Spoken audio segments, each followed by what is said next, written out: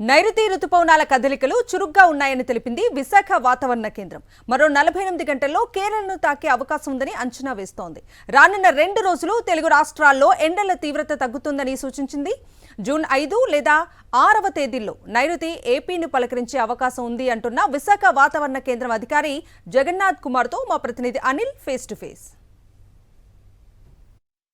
రెండు తెలుగు రాష్ట్రాల్లో భానుడు సెగలు కక్కుతున్న వేళ ఋతుపవనాలు ఎప్పుడొస్తాయని అంతా ఆశగా ఎదురు చూస్తున్నారు. దీనిపై ఐఎండీ కూడా ఒక కీలకమైనటువంటి అప్డేట్ను విడుదల చేసింది. తెలుసుకుందాం. మనతో పాటు విశాఖ తుఫాను హెచ్చరికల కేంద్రం ముఖ్యాధికారి జగన్నాథ్ కుమార్ అందుబాటులో ఉన్నారు. మాట్లాడదాం. సార్, ఋతుపవనాల కదలికలు ఎలా ఉన్నాయి, విస్తరణ ఏ విధంగా జరుగుతుంది, ఎప్పుడు కేరళను తాకేటువంటి అవకాశం ఉంటుంది, ఆ తర్వాత ఏపీలో ప్రవేశించడానికి ఎంత సమయం పడుతుంది? ఇప్పటి వరకు ఋతుపవనాలు నైరుతి మరియు ఆగ్నేయ బంగాళాఖాతం మరియు నైరుతి మరియు ఆగ్నేయ అరేబియా సముద్రం లక్షద్వీప్ వరకు ఇంచుమించుగా విస్తరించాయి. రాబోయే 2-3 రోజుల్లో ముఖ్యంగా నైరుతి ఆగ్నేయ అరేబియా సముద్రంలోని మరిన్ని ప్రాంతాలు మరియు లక్షద్వీప్లోని కొన్ని ప్రాంతాలు, కేరళలోని కొన్ని ప్రాంతాలు, తమిళనాడులోని కొన్ని ప్రాంతాలు మరియు నైరుతి ఆగ్నేయ బంగాళాఖాతం, పశ్చిమ మధ్య, తూర్పు మధ్య, ఈశాన్య బంగాళాఖాతంలోని కొన్ని ప్రాంతాలను విస్తరించే అవకాశాలు కనిపిస్తున్నాయి. అంటే రమారమి 4వ తేదీ నాటికి కేరళ తీరాన్ని ఋతుపవనాలు తాకే అవకాశం ఉన్నది. అంటే సార్, ఇప్పటి వరకు చూస్తే కనుక మే 16వ తేదీ నాటికి అండమాన్ను తాకి అక్కడి నుంచి కాస్త మందకొడిగా విస్తరించినట్టుగా తెలుస్తుంది. ఇక్కడ అర్థమవుతుంది అంచనాలను బట్టి. మందకొడి కాదండి. 2 కారణాల వల్ల నేను మందకొడి కాదని చెప్తాను. ఎందుకు అంటే సాధారణంగా అండమాన్ తీరాన్ని 19వ తేదీ నాటికి చేరుకుంటాయి. ఈ సంవత్సరం ఒక 3 రోజుల ముందుగా వచ్చిన ఋతుపవనాలు మన తీరాన్ని కూడా ముందుగా తాకుతాయనే గ్యారంటీ ఎప్పుడు ఇవ్వలేం. ఒకటి.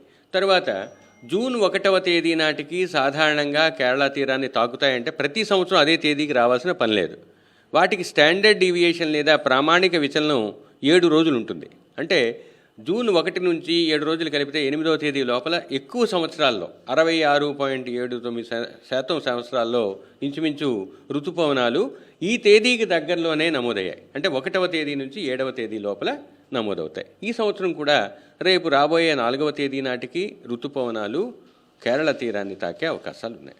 అంటే ఏపీలోకి ప్రవేశించడానికి ఎంత సమయం పడుతుందని అంచనా? సాధారణ తారీఖు 1వ తేదీ నాటికి కేరళను ప్రవేశించిన ఋతుపవనాలు 5వ తేదీ నాటికి రాయలసీమలోని కొన్ని ప్రాంతాలను, 10వ తేదీ కోస్తా ఆంధ్రప్రదేశ్లోని కొన్ని ప్రాంతాలను, 15వ తేదీ నాటికి పూర్తిగా ఆంధ్రప్రదేశ్ రాష్ట్రాన్ని విస్తరించే అవకాశాలు ఉంటాయి. ఈ సంవత్సరం పరిస్థితులు ఏ విధంగా ఉంటాయో రాబోయే 2 రోజుల్లో తెలుస్తుంది. ప్రస్తుతానికైతే 4వ తేదీ నాటికి కేరళ తీరాన్ని తాకే అవకాశాలు కనిపిస్తున్నాయి.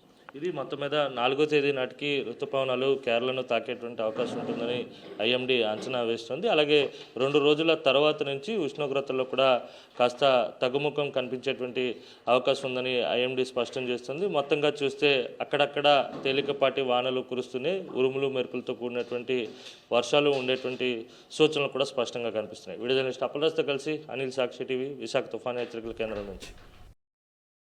మరిన్ని అప్డేట్స్ కోసం ఛానల్ను సబ్స్క్రైబ్ చేయండి. నోటిఫికేషన్స్ కోసం బెల్ ఐకాన్ పై క్లిక్ చేయండి.